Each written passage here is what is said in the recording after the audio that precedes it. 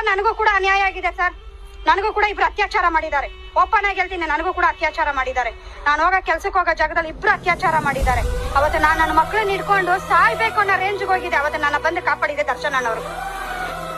ನಾನು ಒಂದು ಪ್ರಶ್ನೆ ಕೇಳ್ತೀನಿ ಸರ್, ರೇಣುಕಾ ಸ್ವಾಮಿ ಅವರ ಫ್ಯಾಮಿಲಿ ಕೇಳ್ತೀನಿ, ತನ್ನ ಗಂಡ ಮಾಡಿರೋದು ಸಾಚಾನಾ? ತನ್ನ ಗಂಡ ಮಾಡಿರೋದು ಒಳ್ಳೆ ಕೆಲ್ಸನಾ? ಫೋಟೋಗಳು ಕಳಿಸಿದ್ದಾನೆ. ಅಮ್ಮ ಯಾಕಂತ ಮಾಡೋ ಕೆಲಸ ಮಾಡಿದಾನ ಸರ್ ಅವನು. ಇಬ್ರು ಹುಡುಗಿರಿಗೆ ಸರ್ ಹೀರೋಯಿನ್ಗಳಿಗೆ ಆ ತರ ಕಳ್ಸಿರೋನು. ಅಮ್ಮಯ್ಯಕ ಹುಡುಗರಿಗೆ ಎಷ್ಟು ಜನ ಕಳ್ಸಿರ್ಬೋದು ಸರ್ ಅವನು. ಅಮ್ಮಯ್ಯಕಂತ ಮಾಡೋ ಕೆಲಸ ಒಂದು ಮಾಡಿದಾನ ತೋರಿಸಿ ಸರ್ ಅವನು. ಇವತ್ತು ಅವ್ರ ಮೇಲೆ ಸುಳ್ಳು ಅಪರಾಧ ಹೊರಿಸ್ತಿರಲ್ಲ ಸರ್. ಕಣ್ಣು ಮುಂದೆ ನಿಂತು ಮಾತಾಡ್ಬೇಕು ಸರ್. ಕೇವಲವಾಗಿ ಯಾರನ್ನೂ ಮಾತಾಡಿಸ್ಬಾರ್ದು ಸರ್. ಒಂದು ಅನ್ಯಾಯ ಆಗಿ ಯಾರು ಕೂಡ ನನಗೆ ಕೈ ಹಿಡ್ದಿಲ್ಲ ಸರ್.